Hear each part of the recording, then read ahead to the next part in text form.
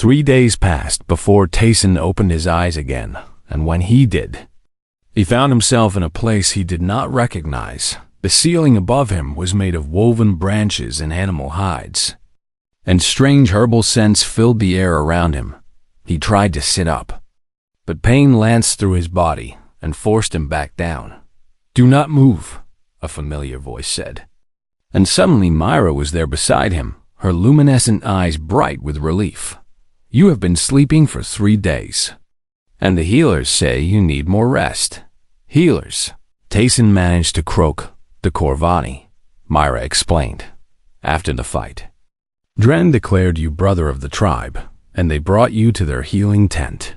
She smiled, and it was like watching the sun rise after a long dark night. "They have been taking care of all of us. Even my father. Your father is awake." "Yes," Myra said happily. "He woke up yesterday, and the first thing he did was ask about you." She took his hand in hers, her small fingers squeezing gently. "He cried when I told him what you did for us." Tayson lay back and tried to process what she was telling him. The Corvani, the same warriors who had been trying to kill them just days ago, were now treating him as one of their own. It seemed impossible. And yet here he was in their healing tent with his wounds dressed in herbal poultices. "How?" he asked weakly. Myra's smile grew wider. "You showed them something they had never seen before, and it changed how they see outsiders." "She speaks truth." "Flesh shield." A deep voice rumbled from the entrance of the tent. Dren Gorath ducked through the opening and approached the bed where Tayson lay. The massive warchief looked different somehow. Less threatening, though his scarred face was still fierce enough to frighten children. "My people value strength above all things," Dren continued, settling himself cross-legged on the ground beside the bed. "We believed that strength meant size and power, and the ability to crush enemies beneath our feet." He shook his head slowly. "You showed us that we were wrong." "I did not defeat Vorith," Tayson pointed out. "No," Dren agreed. "You did something far more difficult. For you refused to be defeated." He leaned forward, his burning eyes fixed on Tayson with an intensity that was almost uncomfortable. 7 times Vorith struck you down, and 7 times you rose, and by the end, even our greatest warrior could not bring himself to continue, because there is no honor in killing something that will not die. Tayson recalled. "Exactly," Dren said. "You taught us a new kind of strength. Flesh shield, one that has nothing to do with muscles or weapons or the thickness of one's hide." He placed his massive hand over his scarred chest. "The strength you showed comes from here, from the heart, and it is mightier than any blade." Tayson did not know what to say, so he simply nodded. The days that followed were strange and wonderful in equal measure. The Corvani treated him with a respect that bordered on reverence, bringing food and medicine and staying to listen whenever he spoke. Myra translated when the language barrier proved too great, and through her, Tayson learned about the Thornback clan's history and customs. They were not the mindless savages the Galactic Union had painted them to be. They were a proud people, with a rich culture built around concepts of honor and strength that had simply been misunderstood by outsiders. And now, because of one human's refusal to give up, they were willing to consider that perhaps the galaxy had more to offer than enemies. On the 4th day, the rescue ships finally arrived. Ambassador Kale Selveth was well enough to stand when the shuttles descended from the sky, and he leaned on his daughter's shoulder as he watched the Galactic Union diplomats emerge in their pristine uniforms. Their faces showed shock and confusion when they saw the Corvani standing peacefully alongside the crash survivors. "What happened here?" the lead diplomat demanded. "Something unprecedented," Ambassador Selveth replied. "We have achieved what decades of diplomatic effort could not." He gestured to Dren, who stood with his warriors behind the small group. The Thornback clan has agreed to begin formal negotiations with the Galactic Union. The diplomat's jaw That is impossible. It would have been, Selveth agreed, if not for Sergeant Tayson. All eyes turned to the human soldier, who stood quietly at the edge of the group with his wounds still bandaged and his body still weak. He did not look like a hero. He looked like a man who had been beaten nearly to death and was only standing through sheer stubbornness. But the Kovani looked at him with respect, and the ambassador looked at him with gratitude. And Mira looked at him with something that might have been love. Dren stepped forward to address the diplomats. "We do not trust soft creatures," the war chief declared. "Your kind has come to our world many times, always seeking to take what is ours or change what we are."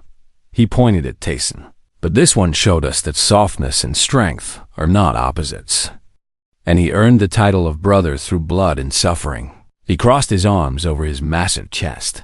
"If humans speak for you, we will listen, for we have seen what humans are willing to sacrifice for those they protect." The diplomats exchanged amazed glances, and Tayson saw years of failed negotiations being rewritten in a single moment, as the medics loaded him onto a stretcher for transport to the hospital ship. Mira came to his side one last time. "I have something for you," she said softly. She reached out and placed her small hand on his forehead, and Tayson felt a warm sensation spread through his mind like honey flowing through water. "It is a gift my people rarely give," Myra explained.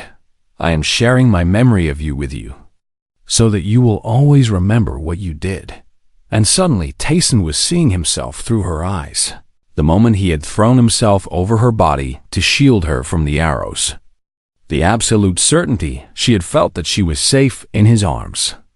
The overwhelming love and gratitude that had filled her heart when she realized he was willing to die for her. Tears streamed down his face, and he could not have stopped them even if he tried. "I will carry you with me always," Myra whispered, "and one day, when I am grown, I will protect someone the way you protected me." She leaned down and kissed his forehead gently. "That is my promise to you, Jan Tayson, and I will keep it." As the medics carried him toward the shuttle, Tayson looked down at his body and saw the scars that would mark him for the rest of his life. There were the puncture wounds from the arrows, still raw and angry against his skin. There were the bruises from Varth's fists, slowly fading from purple to yellow. There were cuts and scrapes and burns from the crash and the battle and the desperate fight to survive. Each one hurt, and each one would leave its mark, and he knew that some of the pain would never fully fade. But as he watched the stars blur into light through the shuttle's window, Tayson smiled. He thought about Myra's gift, the memory of safety and love that would live in his heart forever. He thought about the Kovani, who had found a new understanding of strength because of what he had shown them. He thought about Yuna, his lost daughter, and he hoped that, wherever she was proud of the man her father had become. And he thought about the future, the months of recovery ahead, the scars that would remind him every day of what he had endured, the price he had paid for keeping one promise. Every scar, he thought, watching the planet Varth 4 shrink to a small blue dot in the vastness of space, was worth it. Every drop of blood, every broken bone, every moment of agony had led to this. A child saved, a people changed, and a broken soldier finally finding peace. The reward was not glory or recognition or any physical prize. The reward was knowing that when it mattered most, he had not failed. The reward was Myra's smile and her promise to carry his legacy forward. The reward was love, pure and simple and eternal. And for Jan Tayson, who had lost so much and fought so hard, that was more than enough. Tayson stood before the war chief, with arrows still embedded in his flesh and blood pooling at his feet. And he spoke the words that would determine whether they lived or died. "I challenge you to single combat," he said, his voice carrying across the silent valley. "If I win, the child and their father go free, and you grant us safe passage until rescue arrives." Dren's eyes widened, and then he laughed again. But this time, There was less mockery in the sound and more genuine astonishment. "You can barely stand," the war chief pointed out.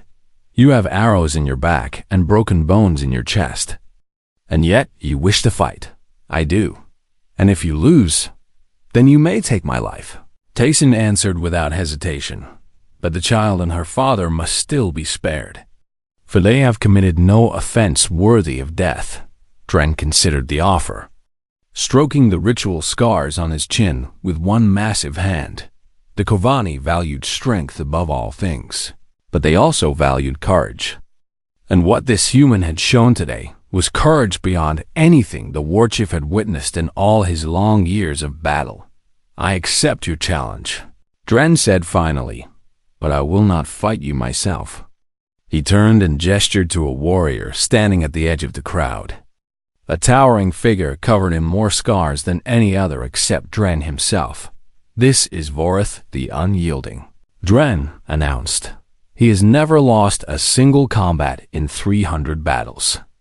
And his name is spoken with fear across all the lands of the Korvani." Vorith stepped forward, his burning eyes fixed on Tayson with cold calculation.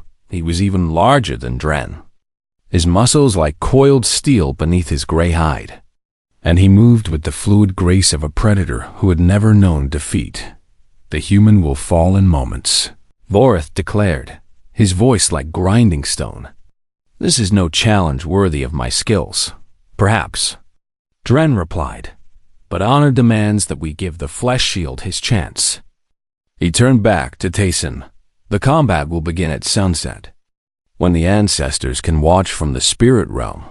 I agree to your terms," Tayson said. The warriors withdrew to prepare for the evening's entertainment, leaving Tayson alone with Mira and her father once more. As soon as the Korvani were out of sight, Tayson collapsed against the shuttle wall. His strength finally giving out, Mira rushed to his side, her small hands hovering over the arrows that still protruded from his back. "We need to remove these," she said, her voice trembling. "I watched my father treat wounds before, and I know that leaving them in will only make things worse." "Do it," Tayson said through gritted teeth. The next hour was agony beyond description. Myra worked with careful hands, removing each arrow as gently as she could, while Tayson bit down on a strip of cloth to muffle his screams. She cleaned the wounds with antiseptic from the shuttle's medical kit and bound them with bandages that were already soaking through with blood. When it was done, Tayson lay on his back and stared at the sky, feeling the throbbing pulse of pain in every part of his body. He was in no condition to fight a child, let alone an undefeated Korvani champion. "You cannot do this," Myra said, kneeling beside him with tears in her luminescent eyes. "You will die if you face Vorith in your condition." "Probably," Tayson agreed. "Then why?" "Because it is the only way to save you." Myra shook her head fiercely. "There must be another way." "There is not," Tayson said gently. "The Kovani only understand strength, and the only strength I can show them is the willingness to fight. When fighting seems impossible," he reached up and touched her face, wiping away a tear with his calloused thumb. "Do not weep for me, little one, for I have lived longer than I deserved after failing my daughter." "Tell me about her again," Myra asked softly, so Tayson talked about Yuna as the day wore on, sharing memories that he had kept locked away for years. He told Myra about teaching Yuna to ride a bicycle and the way she laughed when she finally managed to balance on her own. He told her about the stories he used to read at bedtime, and how Yuna always demanded one more chapter before sleep. He told her about the last time he saw his daughter, how she had waved goodbye from the window of their home as he left for patrol. Never knowing that it would be the final time, Myra listened to every word, and through her psychic gift, she experienced the memories as vividly as Tayson himself. She felt his love for Yuna and his grief at her loss and his desperate need to make things right by saving another child. "She would be proud of you," Mira said when he finished, "You think so? I know so." Myra replied with certainty, "Because I can feel what kind of man you are. And any daughter would be proud to have such a father." Tayson closed his eyes. And for a moment, the pain seemed to fade. The sun began to set, painting the sky in shades of orange and purple. And the drums started again. Tayson rose with difficulty, every movement sending fresh waves of agony through his battered body. He walked out to meet his fate with his head held high.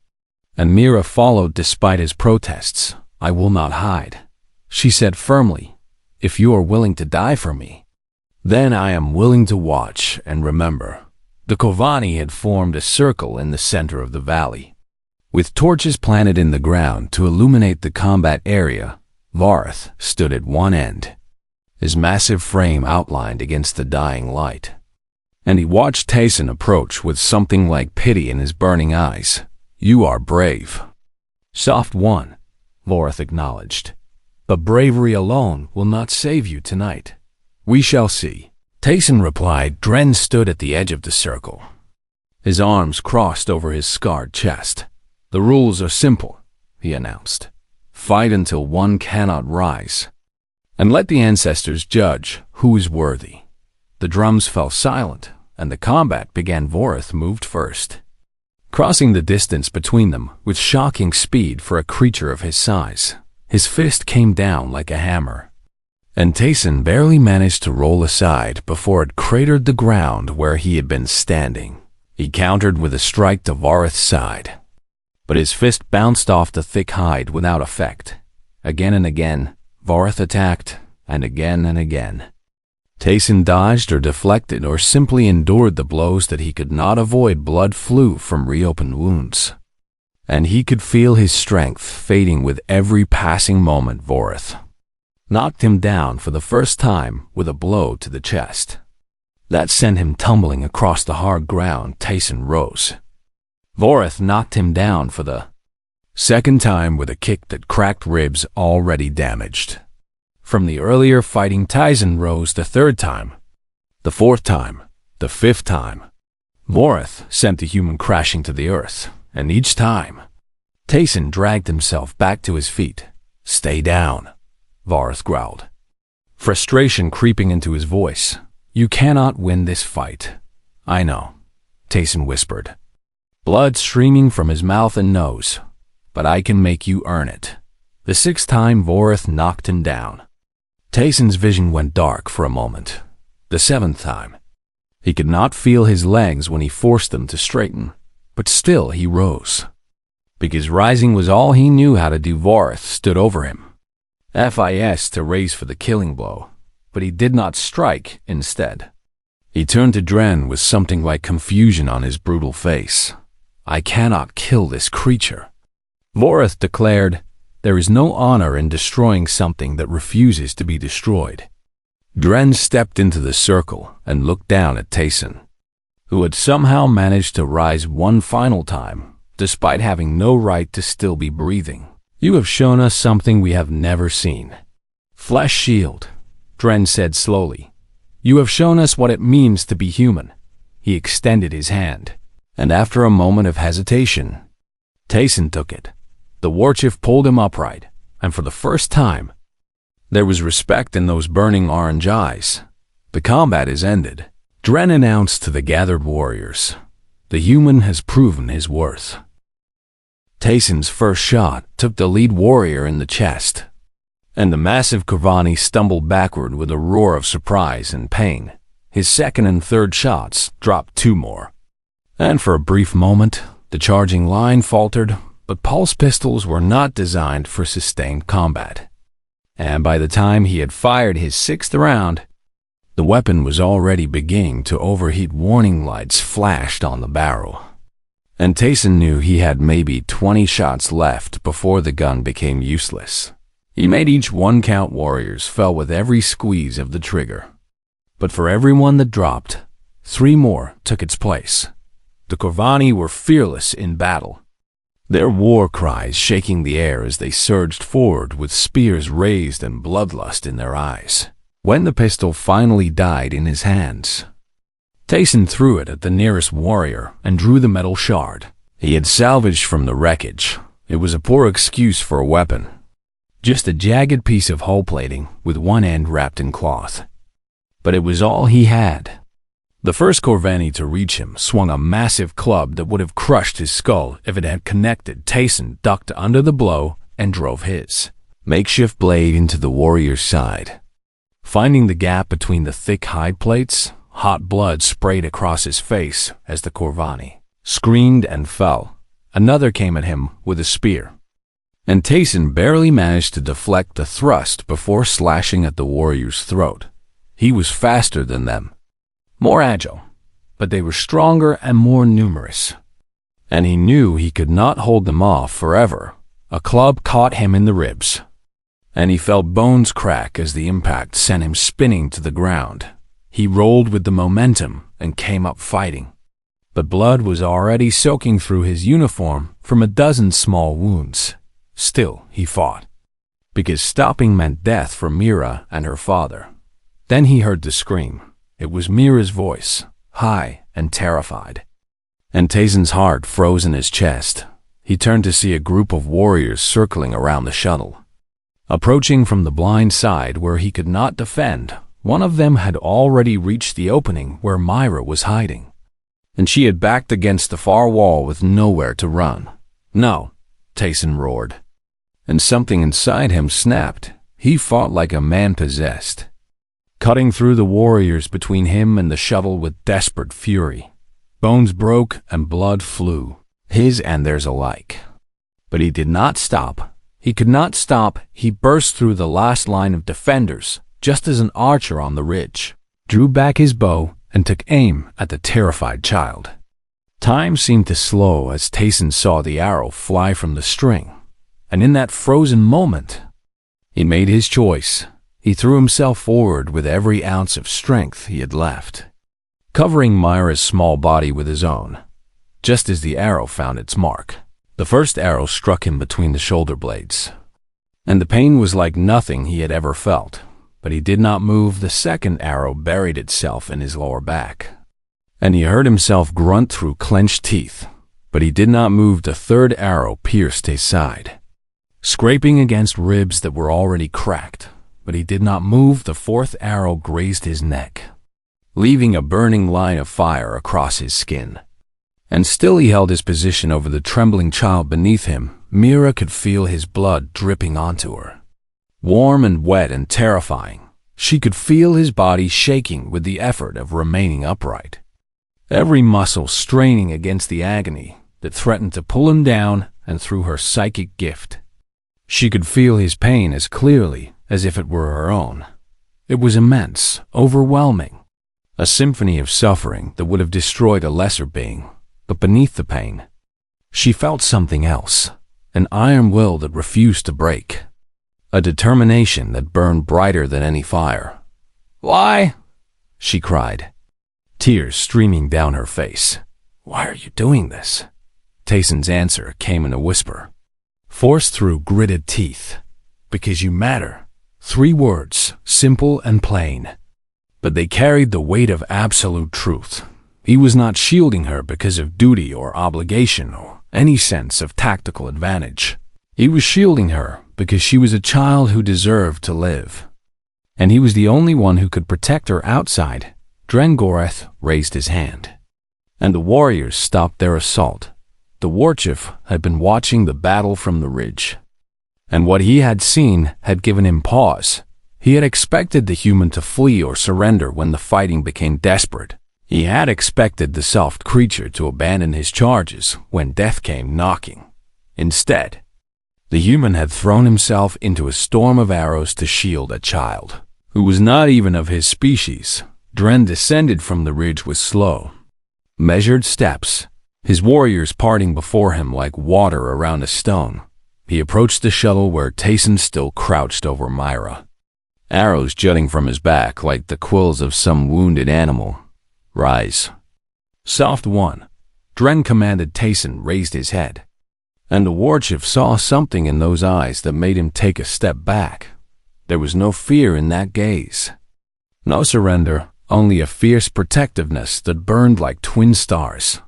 Slowly, painfully, Tayson rose to his feet. The arrow shifted in his flesh, sending fresh waves of agony through his body. But he did not cry out. He stood between Dren and the child. One hand pressed against the shuttle wall for support, and he met the warchief's burning eyes without flinching. "You would have to kill me to reach her," Tayson said, his voice steady despite the blood bubbling at the corner of his mouth. "And even then, I would find a way to stop you." Dren stared at the human for a long moment, and something shifted in his ancient warrior's heart. He had fought countless battles and killed more enemies than he could count, but he had never seen anything like this.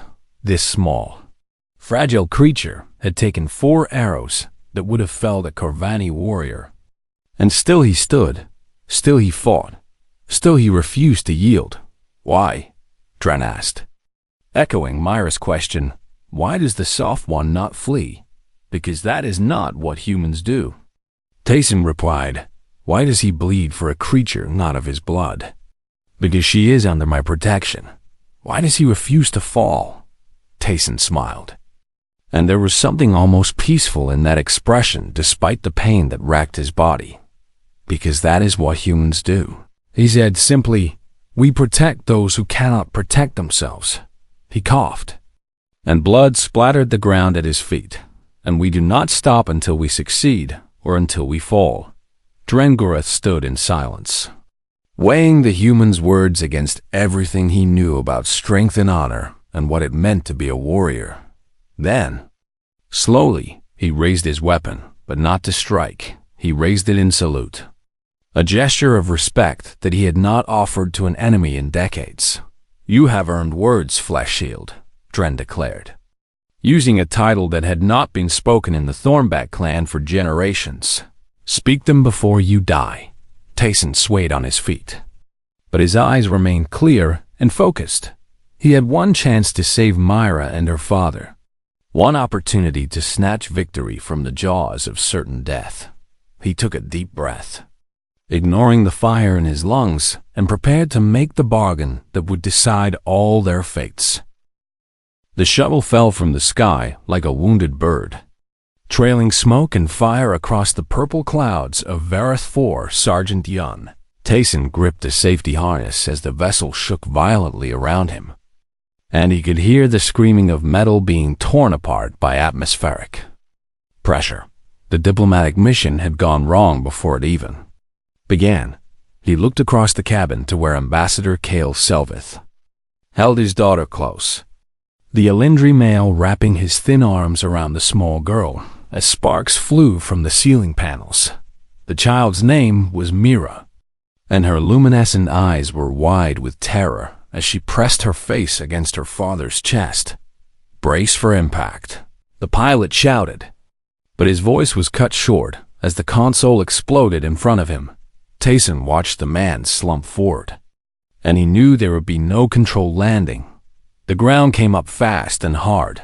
Everything went dark for a moment, and when Tayson opened his eyes again, he was hanging upside down in his harness with blood dripping from a cut on his forehead. The shuttle had carved a long trench through rocky soil, and the hull had split open like a cracked egg. He released the harness and dropped to what had been the ceiling. "Now covered with debris and broken equipment, Ambassador," he called out, crawling through the wreckage toward where he had last seen the Alindri father and daughter. He found them near the rear of the cabin, and his heart sank when he saw the state of Ambassador Selvith. A metal beam had fallen across his body, and pale blue blood pooled beneath him. The ambassador's eyes were closed, but his chest still rose and fell with shallow breaths. Beside him, Mira sat unharmed but frozen in shock, her small hands clutching her father's sleeve. "Is he going to die?" she whispered, her voice trembling like a leaf in the wind. Tayson checked the ambassador's pulse and found it weak but steady. "Not if I can help it," he said. And he meant every word, even though he knew the odds were against them. He spent the next hour pulling survivors from the wreckage, but there were precious few to save. The pilot was dead, his neck broken on impact, The two security officers who had accompanied Tayson were crushed beneath collapsed bulkheads. The communications specialist had been thrown through a breach in the hull. And Tayson found her body 20 meters from the crash site. Only 3 remained alive on this hostile world. A wounded ambassador who might not wake up, a frightened child, and 1 human soldier with nothing but his training and his will to survive. Tayson surveyed their surroundings as the sun began to set over the alien landscape. The valley was beautiful in a savage way, with towering rock formations painted in shades of red and orange, and strange vegetation that seemed to pulse with inner light. But beauty could hide danger, and Tayson knew this world was anything but safe. Marath 4 was home to the Corvani, a species that had violently rejected every attempt at galactic contact. They were warriors born and bred, with thick hides and powerful limbs, and a culture built entirely around strength and territory. The Galactic Union had spent decades trying to establish peaceful relations, but every mission had ended in bloodshed, and now Tayson had crashed right in the middle of their sacred lands. He returned to Mira, who had not moved from her father's side. The little Alindri girl was perhaps 10 years old by human standards, with pale blue skin that seemed to glow faintly in the fading light. Her people were known throughout the galaxy as pacifists and healers, blessed with psychic gifts that allowed them to sense emotions and share memories. They were also incredibly fragile, with hollow bones that could shatter under forces that would merely bruise a human. "We need to move your father into shelter," Tayson said gently, kneeling beside her. "Can you help me?"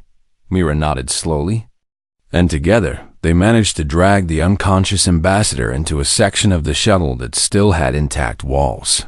Tayson worked quickly to create a makeshift camp, using debris as barriers and salvaging what supplies he could find.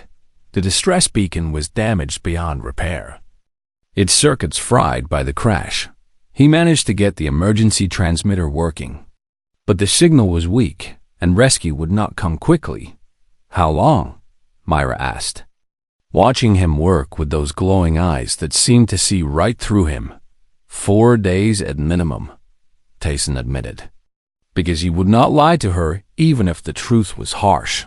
"Maybe longer. The Corvani will find us before then." It was not a question, and Tayson did not pretend otherwise. "Probably," he said, "but I will keep you safe until help arrives." "How can you promise that?" Myra asked, and there was no accusation in her voice, only genuine curiosity. "You are just one human, and the Corvani are many and strong." Tayson paused in his work, considering the question carefully. He thought about his daughter, Yuna, who had been about Myra's age when the colony evacuation went wrong. He thought about how he had failed to protect her, how he had arrived too late to save her from the fire that consumed the settlement. He carried that failure with him every day like a stone in his chest, and he would carry it until he died. But he would not fail again, because that is what humans do. He finally said, "We protect those who cannot protect themselves, and we do not stop until we succeed or until we fall." Myra studied him for a long moment, her psychic senses reaching out to touch the edges of his emotions. She could feel his grief, old and deep like a scar that never fully healed. She could feel his determination, burning like a fire that refused to die, and she could feel something else beneath it all, a fierce protectiveness that wrapped around her like a warm blanket. "Do humans always keep their promises?" she asked softly. Tayson opened his mouth to answer, but the words caught in his throat. He had made promises before, promises he could not keep. He had promised Yuna that he would come back for her, and he had broken that promise in the worst possible way. So he said nothing, because silence was better than a lie. The night fell over the valley like a dark curtain, and with it came the cold. Tayson built a small fire from wreckage and chemical fuel, careful to keep the flames low so they would not attract attention. Myra curled up beside her father, one hand resting on his chest to feel his heartbeat. She did not sleep, And neither did Tayson. It was near midnight when he heard it. The distant rhythm of drums echoing through the valley. The sound was deep and primal, like the heartbeat of the planet itself, and it made the hairs on his neck stand up. "They are coming," Myra whispered. Her eyes reflecting the firelight, Tayson rose and checked his pulse pistol. The only weapon he had managed to salvage from the wreckage. It had enough charge for maybe 30 shots. And he would make every single one count. The drums grew louder, closer, and soon he could see torches moving along the ridge above them. There were dozens of lights, maybe more, winding down toward the valley floor like a river of fire. The Kovani had found them. Just as Mira had predicted, Tayson stood at the edge of their small camp and watched the approaching army with calm eyes. He was one man against many, armed with a failing weapon and standing over 2 helpless charges. The odds were impossible, and any sensible person would have surrendered or fled. But young Tayson was not sensible. He was human, and humans did not abandon those they had sworn to protect. The drums reached a crescendo and then fell silent. And in that silence, Tayson made his choice. He would fight, and he would bleed, and he would die if he had to. But Myra and her father would live. That was his promise, spoken or not, and he would keep it or perish in the attempt. The Kovani emerged from the darkness like nightmares made flesh. Their massive bodies covered in thick gray hide and ritual scars that told stories of countless battles. They stood nearly 3 meters tall, with powerful arms that ended in clawed hands and faces that seemed carved from stone. Their eyes burned with orange fire as they surrounded the crashed shuttle. And Tayson counted at least 40 warriors before he stopped counting. At the head of the war party stood a figure even larger than the rest, his body marked with more scars than any other. This was Warchief Drangorath, leader of the Thornback clan, and his presence alone was enough to make lesser beings fall to their knees. Tayson did not kneel. He stood with his pulse pistol at his side, not raised but ready, and he met the Warchief's burning gaze without flinching. "You have desecrated sacred ground," Dren spoke, his voice like thunder rolling across mountains. The translator in Tayson's ear converted the alien words into something he could understand, but it could not capture the raw menace behind them.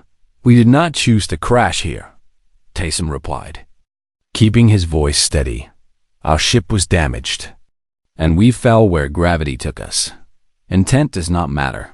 Dren growled. "The soil of the Ancestor Valley has been torn by your metal beast, and blood must pay for blood."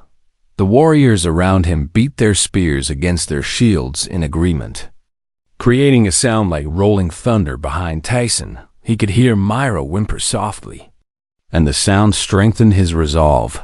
"Then take my blood," Tayson said. Stepping forward, "I offer myself as payment for the violation. But the child and her father must go free." Dren's eyes narrowed, and for a moment, something like curiosity flickered across his brutal features.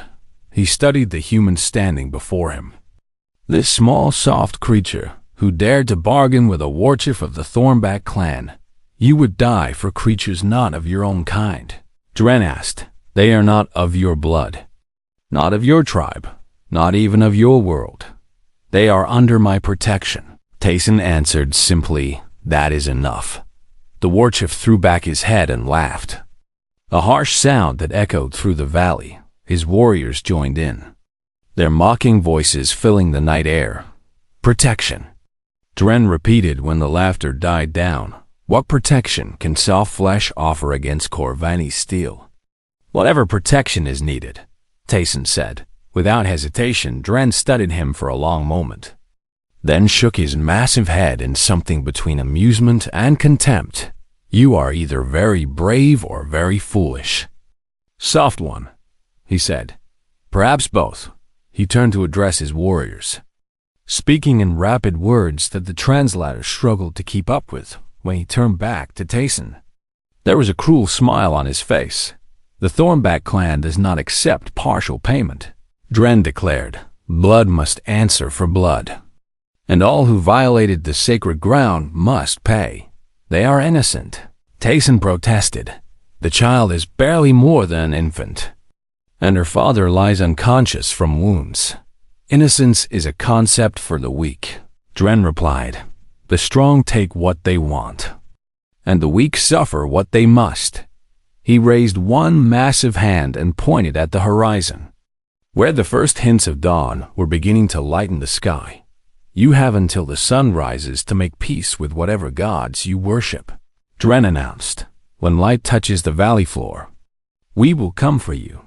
With that, the war chief turned and led his warriors back up the ridge, leaving Tayson alone with his 2 charges and the weight of impossible odds. He returned to the shelter where Myra waited, her small body trembling with fear. She was trying hard to hide her father still lay unconscious, his breathing slightly stronger than before, but still dangerously weak. I heard everything, Myra said quietly. My people have sensitive ears. Tayson nodded, not knowing what words could comfort her in this moment. He will kill us all when the sun rises, Myra continued, her voice barely above a whisper. No, Tayson said firmly. He will try, but I will not let him succeed. How can you stop an army? It was the same question she had asked before, and Tayson still did not have a good answer. All he had was stubborn determination and the willingness to bleed for those he had sworn to protect. I do not know, he admitted, but I will find a way. Or I will die trying. Myra was silent for a while, her luminescent eyes fixed on his face. Then she asked a question he did not expect. Tell me about your world, she said. Tell me about humans. So Tayson talked as the night slowly gave way to dawn. He told her about Earth, about blue oceans and green forests and cities that reached toward the sky. He told her about human history, about all the wars they had fought and all the times they had rebuilt from the ashes of destruction. He told her about human stubbornness, about how his species refused to stay down, no matter how many times they were knocked down. And finally, when the sky began to turn pink with approaching sunrise, he told her about Yuna. She was about your age, Tayson said, his voice rough with old grief. She had her mother's smile and my stubborn streak, and she was the best thing that ever happened to me. What happened to her? Myra asked gently. Tayson closed his eyes, and the memories washed over him like waves against the shore. There was a fire at our colony, he said.